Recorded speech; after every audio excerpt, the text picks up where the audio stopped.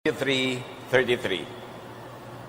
You will see weird things, and your mind will play tricks on you. Paglalaroan ka ng iyong isip. All in the mind.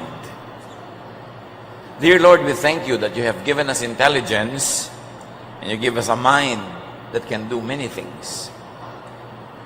Sa sandaling ito, Panginoon, kami po inyong paliwanagan, turuan, akayin. Forgive us our sins, cleanse us, empower us to understand your wisdom. Lead us by the hand, speak to us. Father, we seek you in the name of your Son, Jesus. All in the mind. You are what and how you think. Your thought becomes your life. Hindi tayo aksidente, hindi tayo biktima. Nandyan ka ngayon dahil ganyan ka mag-isip. Nasa kalagayan tayo natin, kinalalagyan natin, dinala tayo dyan ang paraan natin ng pag-iisip. It is very important to understand the dynamics of the mind, of the brain, and how God created and wired us in a very wonderful way. At salamat na lang, science has opened many doors into understanding this very profound spiritual realities. Science is God's prophet. Itinuturo lang sa atin yung mechanics of how God works and how God created us.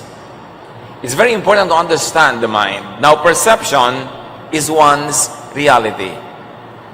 In many people's cases, reality is not the reality, but it is their perception of it. Hindi importante kung anong katotohanan. Ang mahalaga, ano ang iniisip at pinaniniwalaan ng mga tao na totoo. At yun ang nagbibigay ng hugis, kulay, anyo sa kanilang buhay. Kaya mahalaga, iniisip, pinag-iisipan kung ano ang pinaniniwalaan at ano ang paninindigan. Proverbs 4:23, carefully guard your thoughts because they are the source of true life. As we think, we live. As we think, we become. As we think, we are.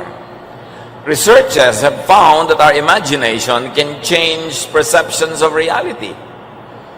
That your mind literally plays tricks on you by changing illusions into what seems like reality. Mapaglaro, malikot ang isip. At napatunayan na ng napakaraming mga scientific researchers ng ating guni-guni ay nagbabago ng katotohanan. May katotohanan, red, pero sa guni-guni natin nagiging orange, ang paniniwalaan natin ay orange, ang buhay natin nagiging orange. That many people are motivated, are ruled not by what is true, but what their perception to be true is. And to a large extent, your mind can create reality at a mental level. Tingnan nyo yung mga seloso. Pag nag-imagine ka na nagtataksil lang yung mahal sa buhay, nababago na ang iyong heartbeat, nababago na ang iyong blood pressure, nagiinit na yung puno ng tenga mo, sumisikip na yung paghinga, imagination mo pa lang yun. Hindi naman napapatunayan kung totoo nga sa oras na ito ay nangyayari yun, pero pag inisip mo yun at in-imagine mo, it already affects your body. Your imagination affects your body. What you think affects your body. So the power of the brain goes beyond the skull. It goes to every single cell of your body. And the amazing thing is, it even gets out of your body and it reaches other bodies and other minds. As many researchers, one time and again, prove. Many recent studies suggest that what really affects your outlook on life is the way you perceive reality, not reality itself. That's why manipulators, communicators, or miscommunicators, those who manage info or misinformation campaigns, are good at creating perceptions. Halimbawa, may isang politiko, hindi naman siya talaga nagnanakaw, hindi siya napatunayang magnanakaw, pero tanungin mo lang siya on live television interview, marami pong naniniwala na nagnanakaw kayo, marami daw kayong ninakaw. Yung sentence lang na yon, marami na agad na mag-iisip na magnanakaw talaga yung kausap. kahit hindi napapatunayan. Because it is perception that counts, not the truth. When it comes to people being affected by information. Kaya yung mga naninira, pag-aralan nyo yan, lalo sa politics, sa public life, dinadaan nila sa patanong. Kasi pagka sinabi nila as a statement, pwede sila may demanda, title, may tanong lang naman, totoo ko bang napakaraming yung kinaasang babae ng araw, kahit walang ganong katotohanan, may papasok na ng perception sa isip ng mga nakikinig. Na-rapist na itong tao ito. Kaya kung meron kayong gustong tao na makahamak, gumawa kayo ng mga perception tungkol sa kanya. Nawawala ang kwitas ko, nanakaw ba kaya ni Karating? So, kahit hindi siya talagang nagnakaw, may mag-iisip naman. And that perception will become the reality about him. How we think becomes us. Kaya kung ikaw ay laging matatakutin, ang iniisip mo nakakatakot, ang buhay mo magiging gulo ang takot and it will join your blood pressure and your blood chemistry, your heart, it will show your health, it will live in your lifestyle. Proverbs 23:7, for as he thinks in his heart, so is he. So it's very important to watch what we think of, how we think of it, and what makes us think of it. Binabantayan natin kung sino pinapakinggan, sino pinapanood, sino nakaka-apekto sa ating isip. Because thought is one's reality. Kayo mga lumaki na tinakot, tinuruan na laging may multo sa bawat dilim. Bawat dilim, may nakikita talaga sa multo. Yung mga naniniwala na bumabalik ang bahay, nagmumulto. Kahit kakalibig lang ng lola nila kanina, natulog sila ngayon magpinsan, magtabi sila sa isang higaan. Yung mapaniwalain sa multo, naroon naman niya na pinagtatagal ang kanyang mundo, may malabig na umawag sa kanyang mukha, may nandito siyang tinig. So talagang isang pinsan niya na hindi naniniwala doon, hindi na natutulog, wala namang nararamdaman ang nakikita. Because when you think of it, when you believe in it, it becomes your reality. And it keeps recurring and recurring in your imagination to the point that you believe it will be factually happening. Discipline of the mind is one of the best disciplines that anybody could ever develop. Psalm 26:2, test my thoughts and find out what I am like. Ang tunay na sukatan ng tao ay ang kanyang isip, paano siya nag-isip. We can project our thoughts in the minds of other people, and that is always happening. That's why, kung ikaw ay malikot sa babae, mamaya, ang mga anak mo sobrang hinihigpitan dahil iniisip mo, nililipot din sila ng bawat isang lalaki sa planeta. Pagka ikaw ay mapagnakaw, iniisip mo lagi kang nananakawan. Kaya sinasabi nila, kung nanakaw, sa kapwa magnakaw. Because it is so easy for people to project their thoughts on other people's minds. Kapag ako madududahin, iniisip mo nagdududa din yung kapwa. Kaya yung mga mababait, hindi na madalas madaya, maloko. Kasi ang kabaitan nila, pinaproject nila sa iba na hindi naman niya siguro gagawin yun. Mabait naman siguro siya, hindi niya ako lulukuhin kasi hindi ka man luloko. Iniisip mo, hindi rin maluloko yung iba. Kaya dapat nag-iingat tayo na luwag pa ako, hindi ko mag-isip, pero hindi ko dapat ina-assign sa iba. Dahil pag ina-assign ko sa iba, pwede maging unfair ako sa kanila, o pwede ako ang maging damage. It's important. Kaya yung mga, ayon sa observasyon nyo, yung mga sobrang galit sa mga kasalanan, tagal-tagal nila, sila ang maraming hindi kasalanan. Yung mga allergic na allergic sa mga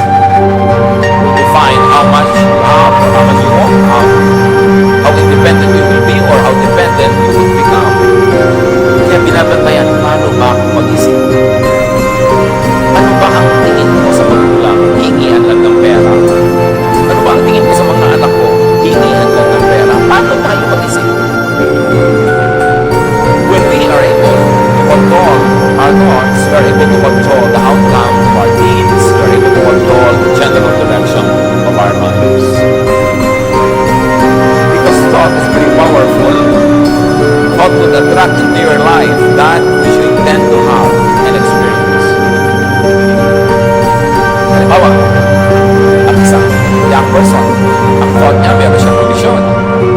Ano ang ambisyon mo? Maging ganito, o maging ganito kayaman, o kaya maging summa cum laude, maging magna cum laude. Yung may ganong iniisip, yun ang meron talagang napakalaking mga pagkakataon na magganap yun, mangyari yun. Your thought is a magnet in reverse. It attracts its own kind. You know, the magnet attracts its opposite. Pero pagka nag-iisip ka, na-attract mo yung iisip. Kaya lagi nag-iisip ka, babibigo ako, babibigo ako. Yun ang nabibigo. Yung nag-iisip ko, tatagumpay ako. Yun, nagtatagumpay. Yung lumaki sa hirap na nag-iisip na, hindi ko lang talaga buhay, wala gawa. Talagang 30, 40 years later, mahirap pa rin yun. Pero yung lumaki sa hirap, sabi niya, ayoko lang ganito buhay, papalitan ko ito, iibahin ko ito. Hindi yung mga kawalan ko, hindi yung mga kawalan, mag-iiba sa kanyang mga kapatid, sa kanyang mga kamag-anak. Kasi iba siya mag-isip. Kaya iniisip ko yung plano sa buhay. Kaya pag may naliligaw sa iyo, kung nililigawan, kakatanay mo ang plano sa buhay. Wala mo ng plano, kanina lang. Because if you fail to plan, you plan to fail. Not plan is a plan. Kaya yung mga walang mga insurance plans, meron din kayong plan. You plan not to be insured. Plano rin yun. Dapat nag-iisip because your thought is a magnet in reverse. Yung napoproject mo yung isang bagay, kaya maraming mga motivators, sabi niya, gusto mo magkaroon ng bahay when you are 30 or 40 or 50, i-draw yung bahay mo, lagay mo lagi sa nakikita mo, iniisip mo lagi yun, para yung direction ng yung buhay, yung mga activities mo, papunta towards that goal. Because when you imagine it, you can make it happen. Bakit ba may mga aeroplanong lumilipad? Di ba? In-imagine lang yan, yung mga nauna nag-isip, tapos dinevelop. Lahat ng mga invention na ating mga na-enjoy, inisip lang yan dati, tapos reality na. Halimbawa, nasa gitna ka ng isang napakalaking birthday party mo, na pinlano mo. Nangyari yon kasi, once upon a time, inisip mong gawin yon. Pag inisip, tapos isunod mo yung action, nangyayari. Generally. Kaya iniisip mo, ano bang iniisip ko sa buhay? O ilang taon mo gustong tapusin ang college? 3.5. May plano. So ang gagawin niyan, maglo-load ng maraming units, bibilisan ng pag-aaral, pero yung nga, bahala na ako, ano na lang po, 7 taon na yun, di pa tapos. As you think, you become. And thought creates and changes body chemistry, even body electricity and body kinetics. Sabi nga nila, mind over matter, faith over obstacles. Kaya ang sabi ng ating opening verse, Proverbs 23:33, you will see weird things and your mind will play tricks on you. Meron akong paboritong ikwento, kilala ko itong taong ito, ang religious belief niya, ayaw nila ng blood transfusion.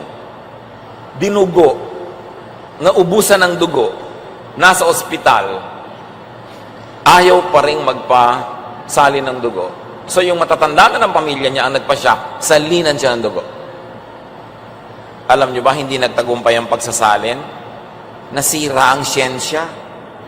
All mechanisms and all technology failed in the blood transfusion because she willed in her mind that her body will not receive blood transfusion.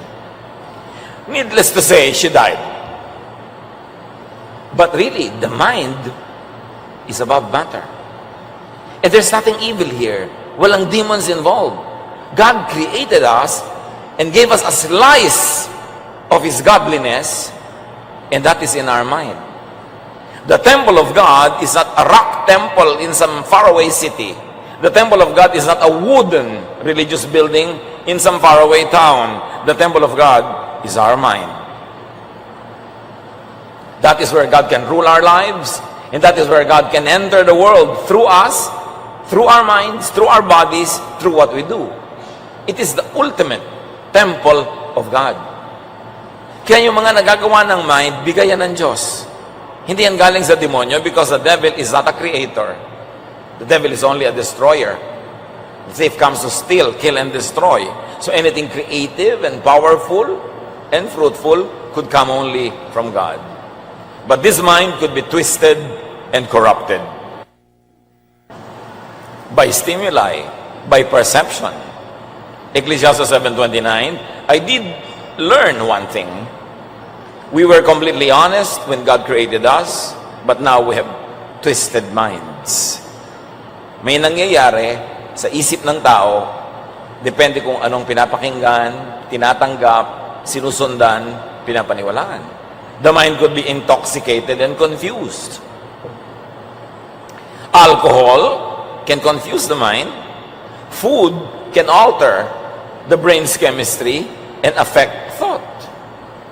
So there is this lively interaction between the mind and the body, or the body chemistry, and it's a cycle. The mind affects blood chemistry to the point that in many diabetics' lives, even though they don't take in sugar, if they're very stressed and they get angry, their blood sugar increases. The mind can change blood chemistry. And meanwhile, blood chemistry can change how the mind works. Kaya yan ay dapat nating laging isaalang-alang. The mind could be a source of comfort or torture. Pwede kang panghinhawahin o pahirapan ng pag-iisip. You can think of God and be comforted, but you can always think of what many people call the end times and be tortured. You can think of God's forgiveness and God's greatness and love, and you can be comforted. And you can think of how many religions present God as always angry and vindictive, and you will always be guilty because you are not perfect, so your religion can either comfort or torture you. Your religion can enrich you or make you poor, depending on what kind of face of God that religion is trying to make you see. Many people call on the same God, pero iba-iba ugali, iba-ibang ginagawa, kasi iba-iba ang perception nila of God. As we see, perception, not what is real about God, but our perception of what God is, what God wants, it affects our behavior. The mind could be straightened, cleansed, and renewed, however. Kahit na nababaluktot, narurumihan,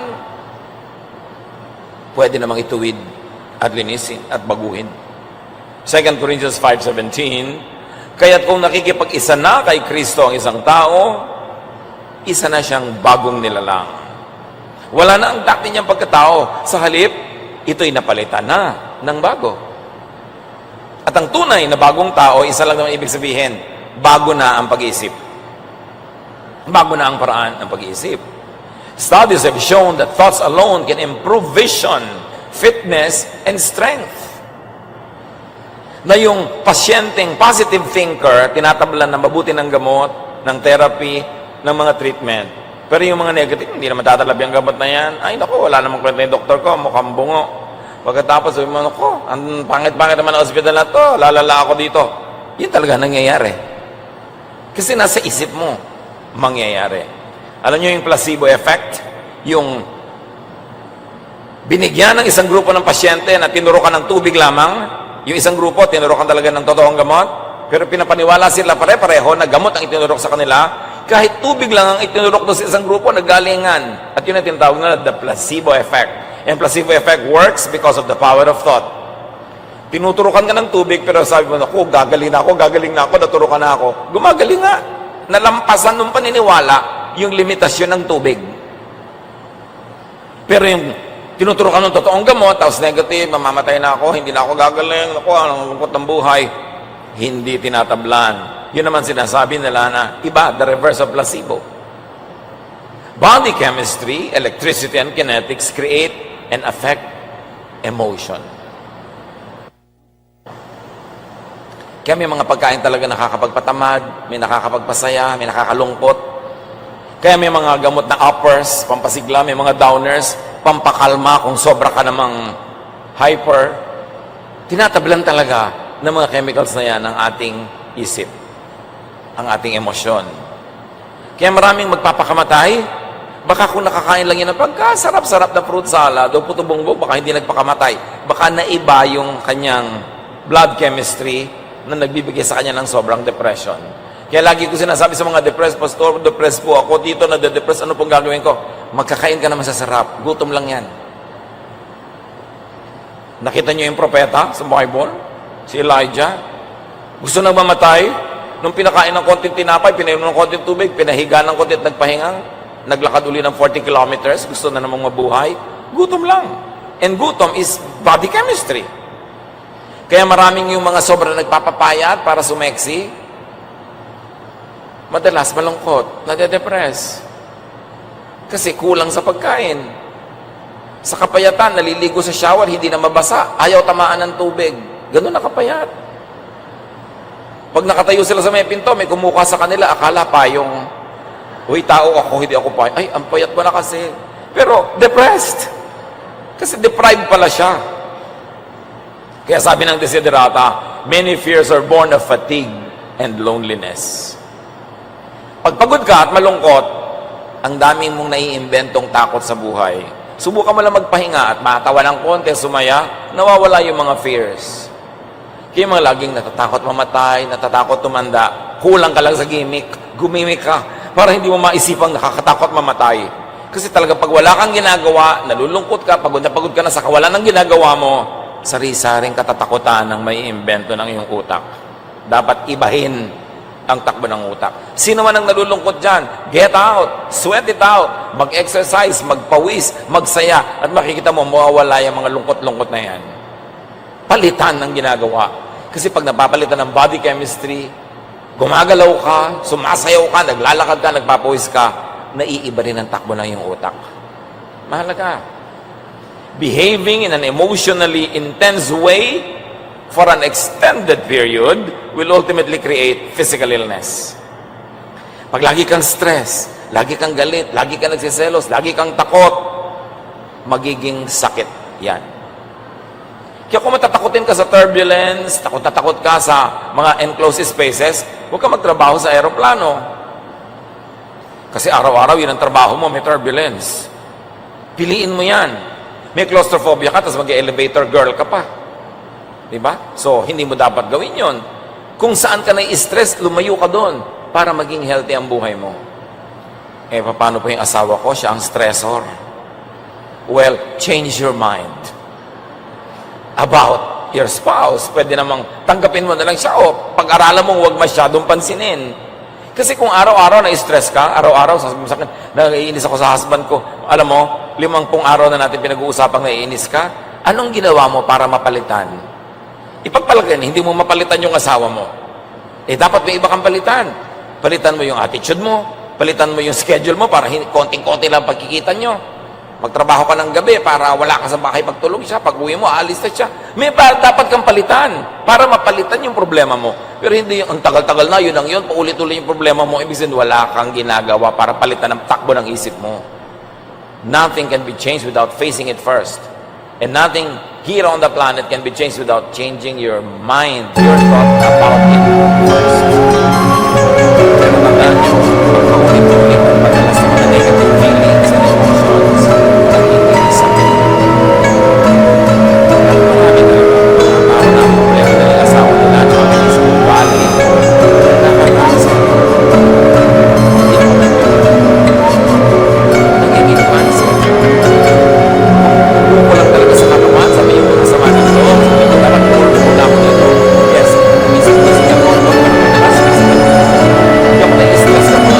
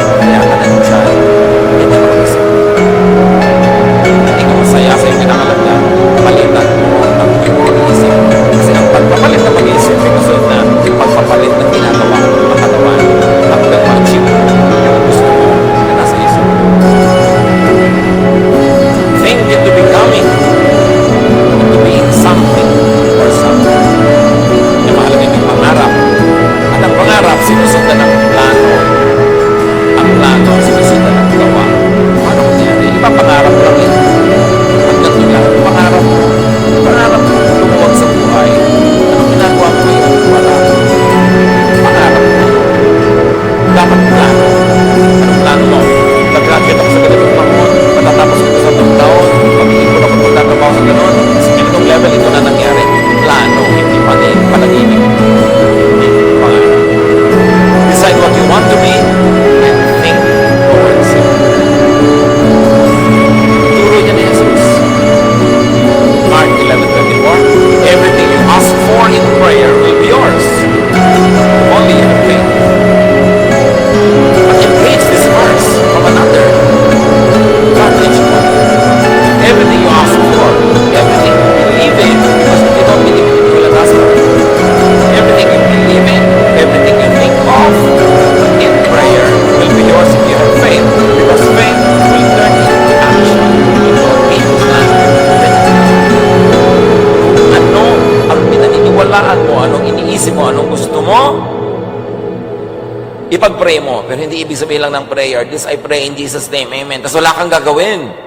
Ang tunay na prayer, may ginagawa. Kakambal nung verbal prayer, yung actual kilos ng katawan. Because faith, if it has no works, is dead. Kaya ang tunay na nagdarasal, hindi lang umuusal ng mga panalangin. Pagkasabi niya ng amen, kikilos na siya para yung ipinag-pray niya mangyari.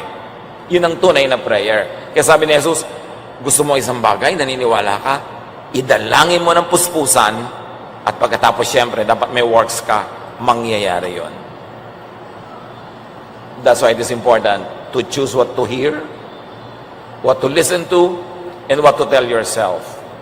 Kasi kung pinapakinggan mo, imposible yan, mahirap yan, tanggapin mo na lang, gano'n na mangyayari sa iyong buhay. Yung taong lagi mong kausap, pinipili mo yan. Anong influence niya sa brain mo? Pinapalakas ba niya loob mo o pinapahina? Pinapatibay ba ang iyong pananalig o inaalis? Tinuturoan ka ba niyang mag-accomplish o tinuturoan ka niya maging tamad? Sino ang lagi mong kausap? Mahalaga sa tao na laging may nakakausap na mas matalino kaysa sa kanya. Para mag-grow yung mind mo. Kung ikaw laging bida, ikaw laging pinakamatalino sa usapan, paano ka mag-grow? It's important to be corrected by others, especially by those who are knowledgeable. So you defer to experience, you defer to education, you defer to knowledge, to brilliance, because that will bring you out of the limited scope of your thinking into something greater. Ecclesiastes 7:21, do not pay attention to every word people say. So don't pay attention to everyone, and don't pay attention to everything someone says. Pinipili mo kung ano yung makaka-construct sa iyong mind, kung ano yung makakapagpayaman sa iyong isip, makakapagpa-asenso ng iyong buhay.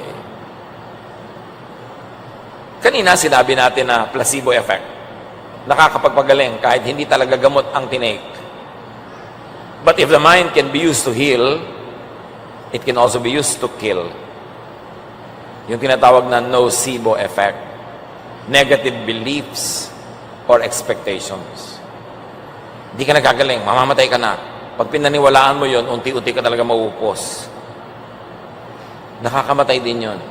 Yung may nagsasabi sa yung, magpakamatay ka na, tumalon ka sa building. Hindi demonyo ang nagsasabi sa iyo noon, ikaw din. Sometime in your life, you were convinced that you should die, that you are worthless, that you should end this suffering. So, merong tumalon ka sa building, o laslasin mo na ang iyong pulso, o lulunin mo na lahat ng mga tabletas na ito, o saksakin mo na ang puso mo, ibagsak mo yung ulo mo sa bato, kung ano-ano. Diba? Pagtutusukin mo ang sarili mo ng mga karayom, hanggang magdugo ka at maubos ang dugo mo. Yan ay galing sa sarili mo ng isip. Kaya yung mga tao nag-iisip ng mga ganyan, dapat may makausap na iba para maibatakbo ng isip, lumabas, may ibang ihip ng hangin. Because that is only temporary insanity.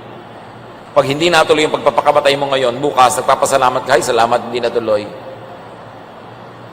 Dapat lang makalampas ka sa ganung oras ng kadiliman ng isip. Negative beliefs, negative expectations. Hindi ako mananalo sa contest na yan. Paano ko nga mananalo? Hindi nila ako mahal. Wala ako makikitang magmamahal sa akin. Kaya mahalin mo ako para sa lahat ng mga hindi nagmahal sa akin. Maricel. Importante na, bakit mo hahanapin ng pagmamahal? Mahalin mo yung sarili mo, alagaan mo yung sarili mo, i-assign mo yun sa iba. Attitude. When you have a defeatist attitude mo, the world owes you a living, kailangan ka laging tulungan, kailangan ka laging kupkupin, talunan. You will not be in command of your life. Pagka ganon. And that is not how Jesus wants us to live. Even research shows that thoughts are capable of affecting everything, from the simplest machines to the most complex living beings. Ang dami ng mga experiment na apektuhan ng isip ang mga things. Some people ascribe it to telekinesis. Yung napapagalaw ko yung baso sa mandon, pag-iisip ko lang, nagko-concentrate ako, gumagalaw yung baso doon sa kabilang mesa. Yung mga uninformed already suspects an evil spirit. Laging, ay, may evil spirit, ay, may demonyo. No. It is the power of the mind. And is the power of the mind from evil? No, it is from God. Because God created us in His image. And if there is a throne in our body parts where God really sits in glory and power, it is our brain. God created people in His image that God gave us a slice of His glorious self. And that slice is most evident in our brain. In the way we think. Grabe ang pag-iisip ng tao. Hanggang ngayon nga, hindi ko maubos maisip bakit yung fax lumalabas dito sa aking bahay, yung papel na pinapadala mo sa bahay mo, saan dumaan yun? Grabe ang tao. Nakikita mo yung mga pupunta sa airport, ang bibigat ng mga maleta, hindi maangat, pero lahat yun isasakay sa aeroplano, plus yung mga tao, plus kung ano-ano pa, tapos dilipad yung aeroplano. Ang galing-galing ng isip ng tao. Nakakapagpasok ng camera sa kaliit-liit ang ugat mo, at nakakaputol ng mga kung ano-anong mga cancerous things there, nakakakuha pa ng picture. Yung puso mo tinatanggal, binababa muna, may mga pinagagawa sa iyo, may ibabalik uli. Grabe ang tao. Saan galing yon? Sa Diyos. Ang galing-galing ng talino ng tao. At according to studies, hindi man lang tayo gumagamit ng not even 10% of the capacity of our brain. Marami mga brain hindi ginagamit. Puro, ay, nakasanayan ko na to, ito na lang, ayoko na mag-iba, mag-experiment. Pag may tinuturo ko, ayoko niyan, nosebleed. Mga tamad mag-isip. Kaya mga tao nakalublob sa kamangmangan. Pagka mayroon tuloy nangyayari, demonyo agad ang iniisip at pinagbibintangan, o multo, o sari-sari. The devil is in your mind. Laging kung ano-ano iniisip ng mga tao. Tinutokso ako ng demonyo. Bakit yan tutokso ng demonyo? Yung sarili mo tumutokso sa'yo kasi yan ang gusto mo.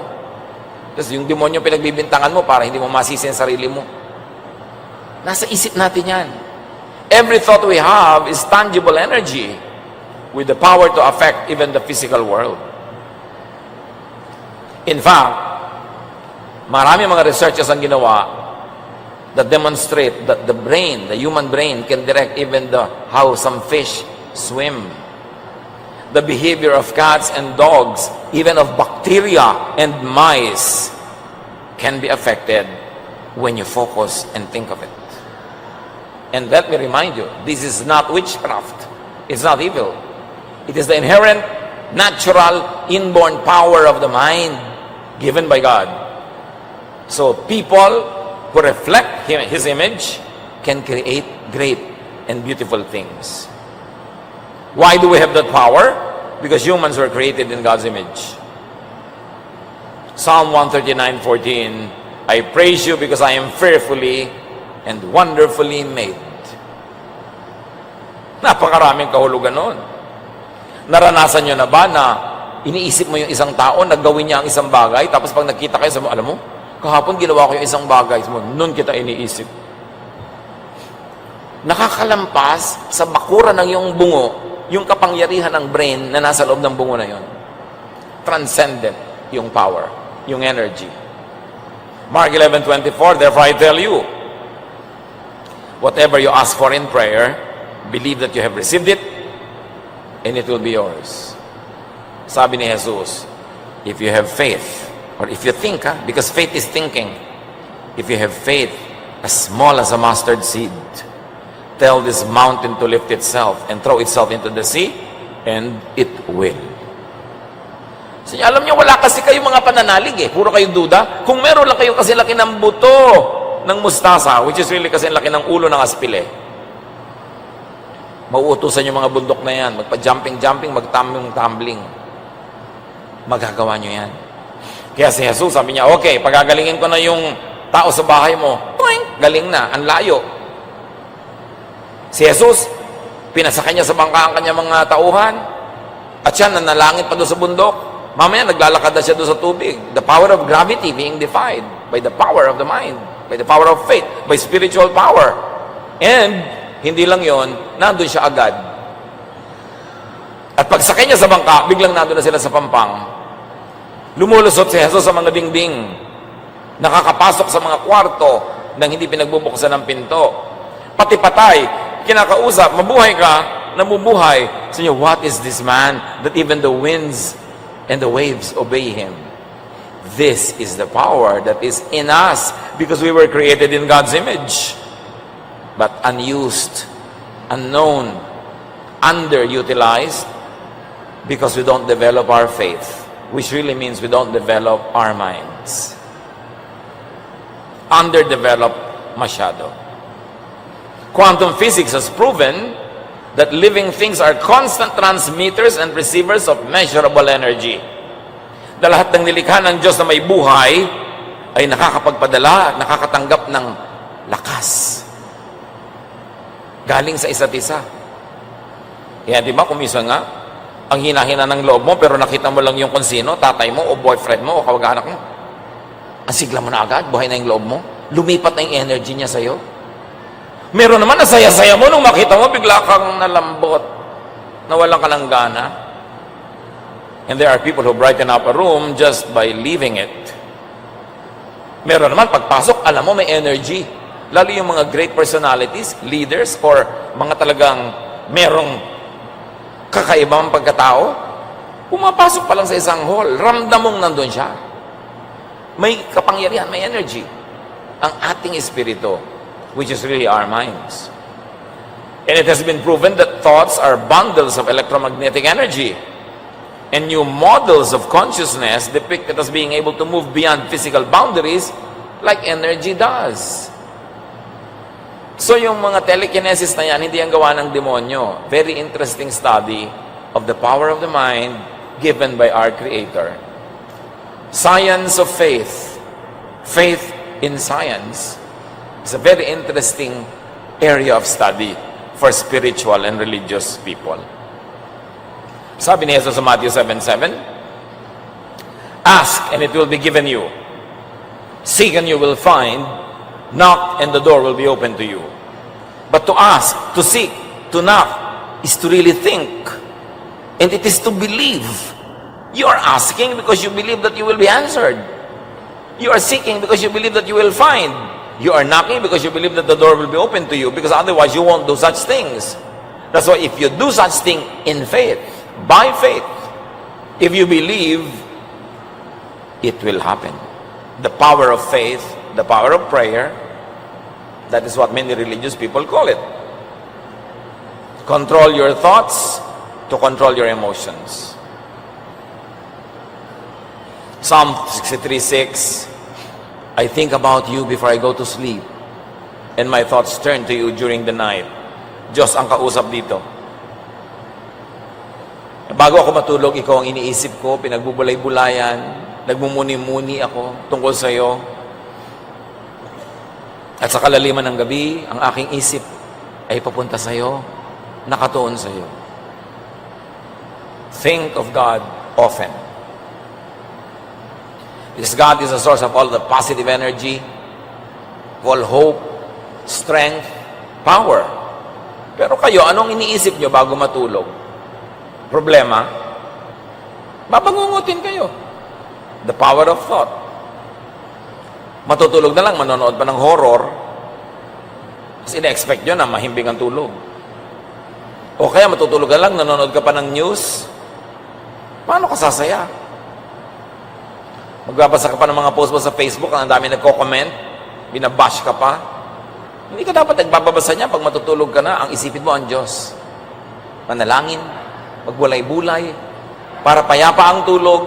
At habang natutulog ka, yung pinakamagaganda mga ideya, solusyon sa iyong mga problema, sagot sa iyong mga tanong, ibibigay sa iyo na paggising mo, biglang nasa loob na siya ng isip mo, nagtataka ka, kagigising ko pa lang, hindi ko pa iniisip yung solusyon sa problema ko, pero biglang eto na yung solusyon. Kasi inisip mo ang Diyos bago ka matulog. Mga kapatid, kung anong gusto nyong laman ng isip nyo paggising, yun ang isipin nyo bago mahiga or pagkahiga. Kasi yung iniisip nyong nakatulugan nyo, yun ang maluluto, maiinin habang natutulog kayo at yun ang inyong sinaing paggising. Kung anong gusto nyong gisingan na mundo, yun ang tulugan nyo na mundo, yun ang isipin. At mahalaga, mag-focus sa Diyos. Let God dwell in your mind because your mind is the temple of God. The true temple of God is not a house of stone or wood or gold. The true temple of God is your mind. Yan ang tunay na tahanan ng Diyos na gustong tahanan ng mga impakto, ng mga kontrabida, ng mga negative. Pero bakit niyo papayagan? Kaya dapat binabantayan mo ang iniisip mo. At kung hindi ka masaya sa iyong buhay, o may mga bahagi ng iyong buhay na hindi ka masaya, baguhin mo yon sa pamamagitan ng pagbabago mo na yung iniisip tungkol doon. Change your attitude, change your mind, change your values, change your approach, so it will change.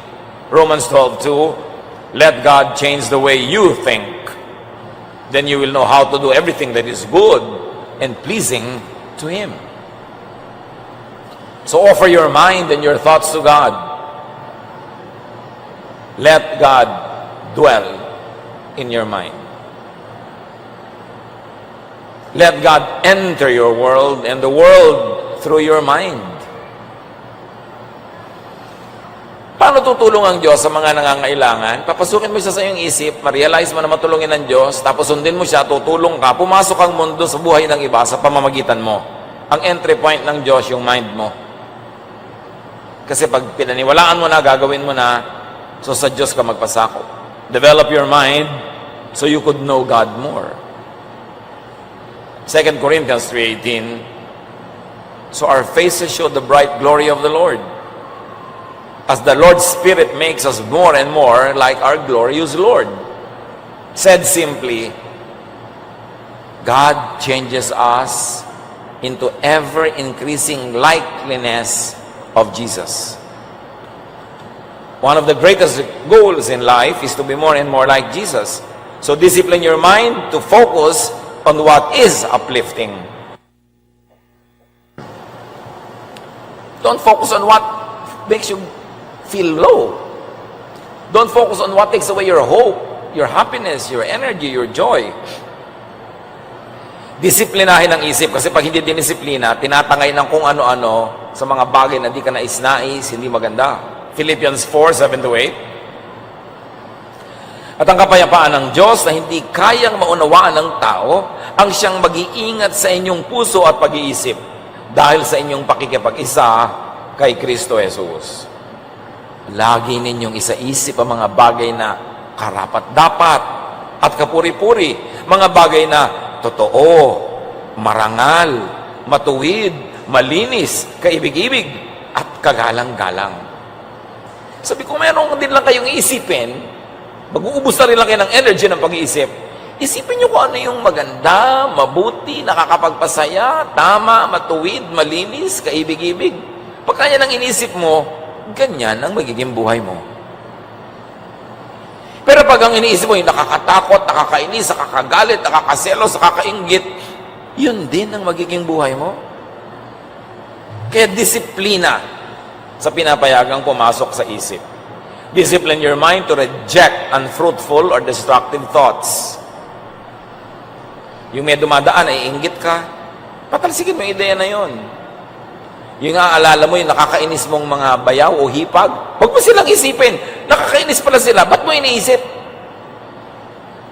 Naiinis pala kayo sa mga kamag-anak nyo ang taga ron, ba't yun ang lagi pinag-uusapan nyo? Ba't yung pinag-uusapan? E di laman ang isip nyo? Nakakainis pala, bakit kayo nagfo-focus sa nakakainis? E di ang bunga yung ikaw tinabla nun, ikaw ang nagkasakit, ikaw ang nawala ng gana, why do it to yourself? Ecclesiastes 11:10, banish anxiety from your heart and cast off the troubles of your body. Sabi ko nun, patalsikin mo yung mga alalahanin at kabalisahan. Huwag mo na pag-iisipin yung end of the world. Pag nag-end of the world, the end. So habang hindi pa end, di hindi. Lagi mong iniisip, natatakot ka lang, nahihirapan ka lang. Kaya mo bang pigilin yan? Di naman. Huwag mo na lang isipin. Mabuhay ka ng matuwid, tama, kahit ng oras ka abutan ng Diyos, di ba ganda? Paano po kung naabutan ako sa spa? Mano naman? Kung maraming araw ka naman na nagpapakain sa mahihirap, tumutulog sa magulang mo, gumagawa ng mabuti, nagkataon nung nasa spa ka dumating ang Diyos, di sa spa ka inabutan. Anong problema doon? Kailangan ba lagi talaga abutan ka na nagmi-mission? Kaya yung iba, pag darating na ang Diyos, puro mission na, hindi na magtatrabaho, hindi na magpapahinga. Hindi ganun. Sabi nga, 2 women are working in the mill. 1 is taken, 1 is left. 2 men are out in the field. 1 is taken, 1 is left. In other words, kung saan ka abutan, dito ka abutan. Live normally. Huwag mong problemahin yung end times na yan. Pampatakot lang eh. Wala ka namang mapapala. And meditate. Kailangang iagaw ng oras ang pagbubulay-bulay, pananahimik, pag-iisip-isip, pagninilay-nilay, o walang iniisip. Ipinapahinga mo lang yung isip mo. Ngayon, ang tao hindi napapahinga ang isip eh. Kahit umaakyat ng bus, inilalabas yung cellphone at nagte-text. Matatahimik lang ng konti, uupo, naghihintay ng order sa restaurant, bubuksan agad yung cellphone. Wala nang panahon na bakante para medyo makapag-isip-isip naman, makapagnilay-nilay, o kaya walang isipin. Pahinga rin yun. Do not mistake activity for achievement. It's not because that you're always busy thinking about something, it means that you're accomplishing something already. Dapat may mga recess, pahinga. Through meditation, it has been proven by many scientific studies, habitual thoughts of hatred, anger, and revenge are replaced with intentional thoughts of acceptance, of cooperation, unconditional love, and forgiveness. Kaya din natin tabi, I meditate on your word day and night. Meron talagang napapala ang nagbubulay-bulay at nagpapasuri sa Diyos. Psalm 139, 23-24. Search me, O God, and know my heart. Which really means know my mind. Test me and know my anxious thoughts. See if there's any offensive way in me and lead me in the way everlasting. God always search my mind, my heart. Anong iniisip ko? Anong pinag-iisip ko? Plant a thought, harvest an act. Plant an act, harvest a habit. Plant a habit, harvest a character. Plant a character, harvest a life or a lifestyle. Yung life o lifestyle mo nagsisimula sa thought. So sa thought pa lang, kontrolin mo na. All begin in the mind, all end in the mind, is really all in the mind. Your mind should be the habitation of God, not of the devil. Your mind should be the home of love, happiness, peace, contentment, joy, not of hatred, of strife, of anger, of pain, of bitterness. Dapat piliin. Wasakin, gibain, patalsikin ang lahat ng isipin na sumisira sa ating kagandahan, sa ating kapayapaan, sa ating katahimikan. 2 Corinthians 10:5. We demolish arguments and every pretension that sets itself up against the knowledge of God, and we take captive every thought to make it obedient to Christ. Ginigiba namin ang lahat ng mga ideya na kumokontra sa Diyos at ipinabibihag kay Jesus ang bawat iniisip ng aming utak. At pinasusunod kay Jesus ang takbo ng aming isip. Doon nagkakaroon ng kapayapaan. Pag ginawa yan, matutupad ang pangako ni Jesus, "Come to me all of you who are tired and heavy laden, and I'll give you rest." Sabi niya, "I will show you great and wonderful things." Sabi, the mind has not thought of, the eyes have not seen the great things that God has in store for His people. But first, you've got to open your mind to God. Cleanse your mind, detox it of all poisons, and make it obedient to the thought of Jesus.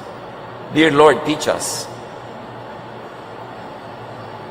Marami nang nakontrol ang tao, pero ang isip niya hindi pa. Turuan nyo kami, nabigyan ng direksyon namin pag-iisip. Kilalanin ang mga negative thoughts na hindi namin dapat i-entertain. At punuin namin ang aming isip ng anumang mga bagay na mabuti, maganda, kaibig-ibig, kanais-nais, totoo, nakakapagpasaya, nakakapagpabait. Pagbulay-bulayan natin mga kapatid ang kahulugan ng mga ito sa ating buhay, and in a moment of silence, think about how these things might be applied in your personal life. Lord, continue to speak to your people as we ask you and hear from you what we should do with our personal lives in reaction to all of this. Be with the Lord in silent reflection. Reflection. Reflection.